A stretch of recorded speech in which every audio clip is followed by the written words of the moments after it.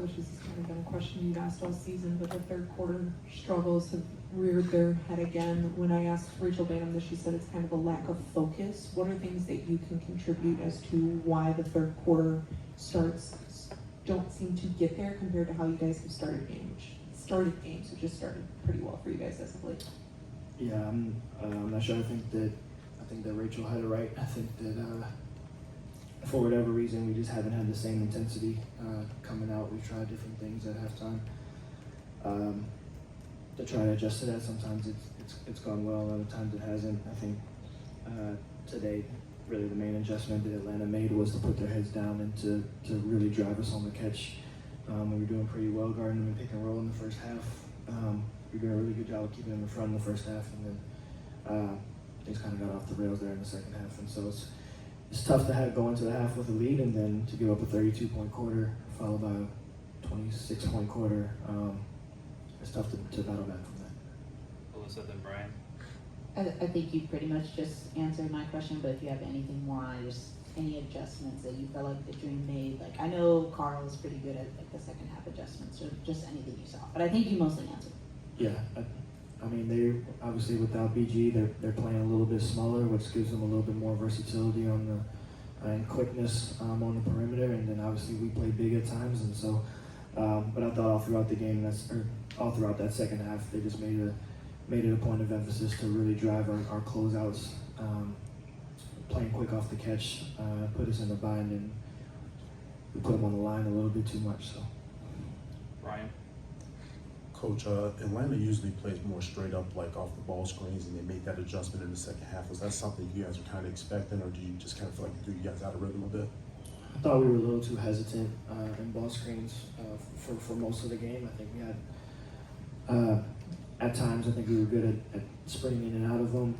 I thought our guards were decisive at times, but I thought, more often than not, we were just a little bit too stagnant. We wanted to have more pace within them, and I thought that contributed to our lack of execution offensively. But today it was more so defensively where we were frustrated a little bit. We'll go to Elias and Christian.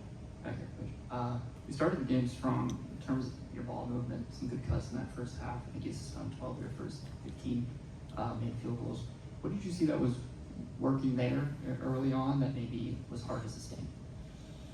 Again, I think our pace and our space and our movement, the three pillars of who we want to be offensively, I think they were all clicking pretty decent. I think that we also, throughout the game, got some good looks at the rim that we just weren't able to finish. And so that's tough when you're giving them back to the other end. And so we got to be able to make the easy ones.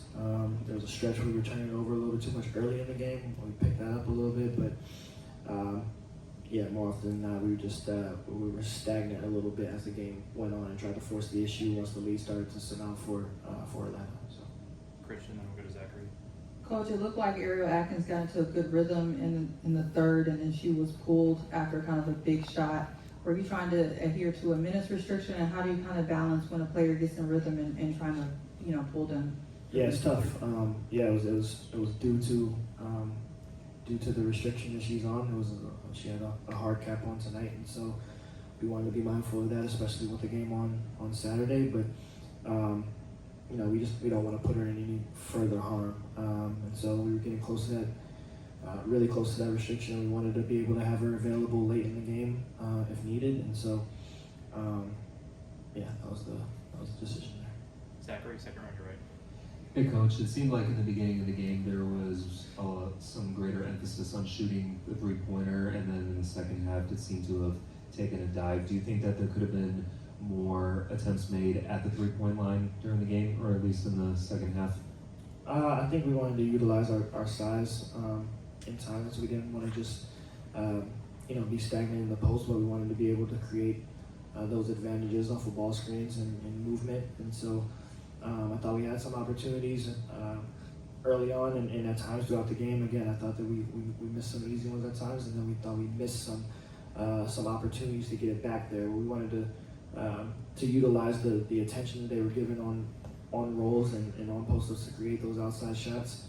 We're not a team that just can break you down on the perimeter and create that separation, so we need to find different ways to be able to create those outside shots, and a lot of times it's been through our bigs. I think that Elizabeth and Angel and Camilla have kind of been the drivers that turn in terms of creating 3-point shots for us. So usually unusual for a team. It's mostly by their guards, but our bigs have been really good facilitators this year, and it's kind of been how we've played. And so, I thought we struggled to get clean looks, for the majority of the game. We'll go back to Brian. Camilla had 4 blocks tonight. Just want to get your assessment on her and her footwork defensively. Just when she gets thoughts there. Yeah, sometimes it goes in tandem. I think that when certain players get on heaters, especially when it comes to pick and roll defense and getting angles to the rim, I think that you got to sometimes look at it as a whole and see who kind of at fault at times. Not always on the bigs, and not always on the guard, but they got to work in sync. So, a big may be in position and in line of the ball, but if the guard doesn't get into the body, then it puts a lot of pressure on our bigs at the rim, and vice versa. And so, I think that Camilla did a decent job tonight protecting the paint. I thought she battled down there, and the opportunities that she had with B. Jones did about as good of a job as you can do on her for the season that she's had. I thought that tonight it was more so the guard's ability to get downhill with the quickness and put a lot of pressure on the rim on those perimeter drives to kind of put us in a bind tonight. Any more for Coach? Thanks.